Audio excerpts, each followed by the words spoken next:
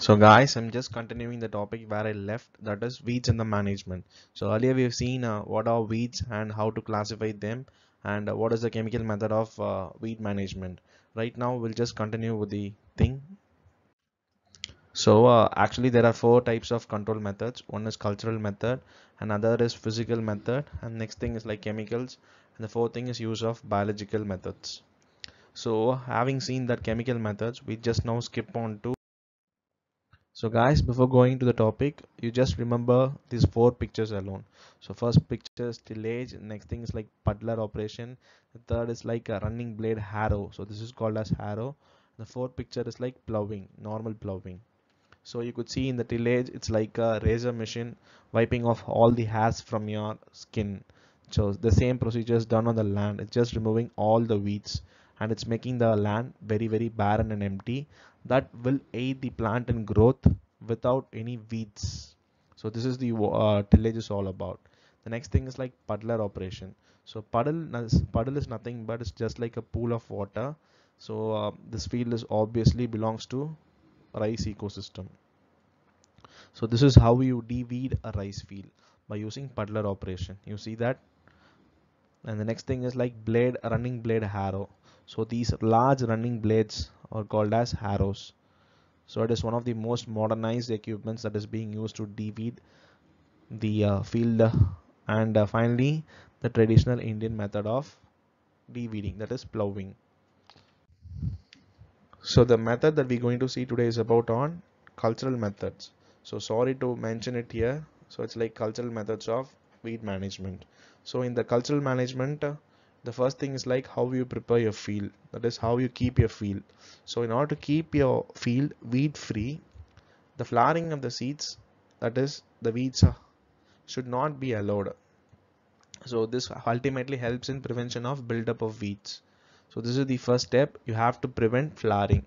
The next thing is the irrigation channels, which forms the main sources of water, should kept clean. That is, the irrigation channel that provides water should kept clean, because in this water you may have a lot of spreading weeds seeds. So these seeds can ultimately result in the weed proliferation. So this, you should have to keep irrigation channel clean. So this is the second point. And the next thing is like deep ploughing. So deep ploughing in summer, it exposes some underground parts like rhizomes and tubers, and some obnoxious weeds to scorching summer, and ultimately it kills them. So that is deep ploughing in summer exposes the roots, and the sun kills them. So this is the third point to be remembered in field preparation. And then conventional tillage, okay, just as I showed, which includes 2 to 3 plowing followed by harrowing, decreases the weed problem, and running blade harrows, the picture that I showed earlier. And you know that what it does to the field, it just kills the weeds. And finally, in lowland raise, puddling operation incorporates all the weed in the soil which would decompose in the course of the time. So just as I showed in the picture, puddling operation is used in lowland raise. So this is how you prepare a field before sowing up of seeds. So the next method is planting method. So planting method is how you selectively plant your crops in order to be weed free. This is the method ultimately employed in cultural method. Okay, so sowing of clean crop seeds without any weed seeds should be done. So it is very much obvious. And sowing should be taken up 1 to 3 days after rainfall or irrigation, so depending upon the soil type, because when it rains it does carries a lot of running water, and this running water might have a lot of weeds.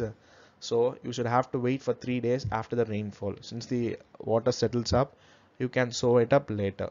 So this is how you should plant it.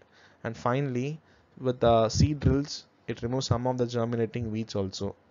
So before sowing, you should need to drill all the germinating seeds as well as the weeds. So this drilling ultimately removes the weeds as well. And the next thing is transplanting. So transplanting, it is mainly employed in rice. So it also reduces weed population, since the crop has an additional advantage due to its age, because the plant might have developed already and you just have to plant it from one field of crop to another new field. So this plantation actually reduces the association with the weeds. So the next thing, what kind of varieties will help in weed proliferation, and what kind of varieties will prohibit weed proliferation. So usually you know that short-statured erect leaves permit more light when compared to tall and huge leaves. So short varieties will result in high weed growth, whereas long and tall varieties will lead to reduced weed growth. So this is how you plant based upon the varieties. And also the planting density.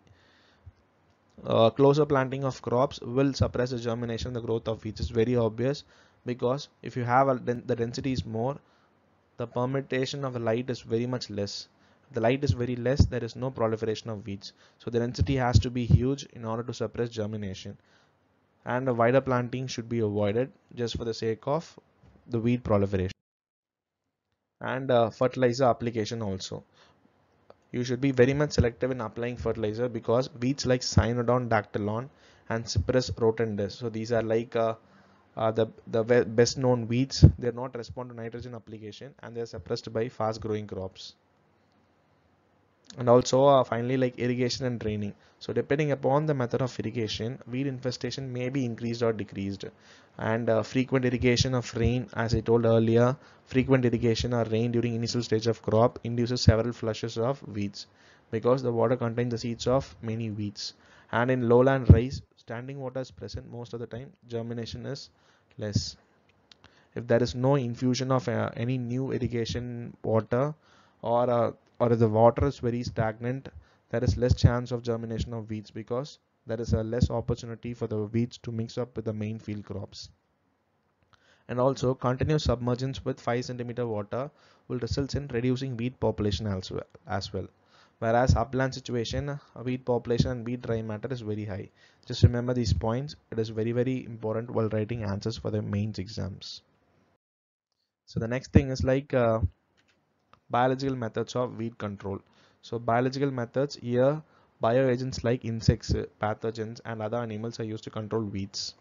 So all these biotic agents will feed upon the weeds and kill them. So ultimately this will reduce the growth of the weeds.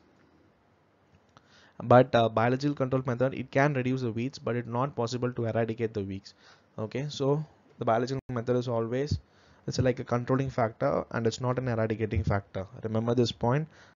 So some of the basic weeds and the biological agent that has been found in our country is Lantana camara is the main culprit. That is, it is a weed that usually present in all the crops.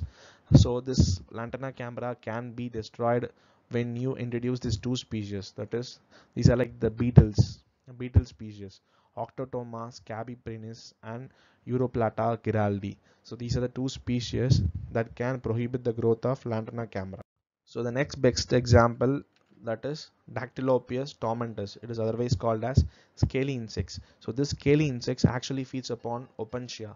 Opuntia is nothing but a prickly pear weed, right? So this prickly pear weed will feed upon the prickly pear plant, and this will inhibit the proliferation of the cactus. So some basic examples of biological weed control. So it's like the bioagents are given here, that is insects, fishes, mammals, snails, fungi, mites, and also plants can be used as a bioagent. So two beetles, as I showed, Octotoma scabipennis and Europlata giraldi, that is used to control Lantana camara. And then this is scale insect. It is used to control Opuntia. And there is another one beetle. It is called as flea beetle and is used to control alligator weed. Surprisingly, some fishes can also control aquatic weeds as well.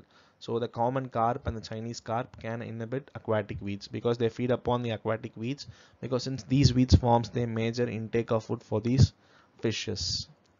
And also sea cow. Sea cow consumes upon water hyacinth for its survival. So ultimately it just reduces the weed count in the plant and the water ecosystem. Okay, and also some snail species like Marisa species and other freshwater snails, they consume upon submerged weeds like coon tail and algae. And for fungi, it's like Rhizoctenia blight, it just consumes upon hyacinth. So this is how the entire de-weeding management is done. That is, all these plants forms all these weeds actually, all these weeds will form the basic food for their predator. They are doing it unintentionally, but finally de-weeding is done somehow. So this is how the biological weed control is obtained or achieved. So some example is this, like so intercropping in sunflower for smoother weeds, and as I said, alligator weed. This is the alligator weed. You can commonly found It is commonly found in South Indian roads. When you go in when you go for a trip in South India, you can easily park your car and you can just watch these weeds proliferate everywhere along the roads. So alligator weed is controlled by flea beetle. So this is called as coon tails. So this is an aquatic plant which is mainly consumed by snails and fishes and everything. And finally, that puts into a topic. And guys, thanks for the support that I've been receiving. Do subscribe our channel for awesome videos. So we'll just brush it up. So this is Lantana camera. So this is abolished by a beetle, which forms the basis of biological control method of weed management. And you remember this picture, this is like shaving the lands. So this is an obvious stilling procedure that is called as tillage. It is one of the major procedure in cultural method of weed management.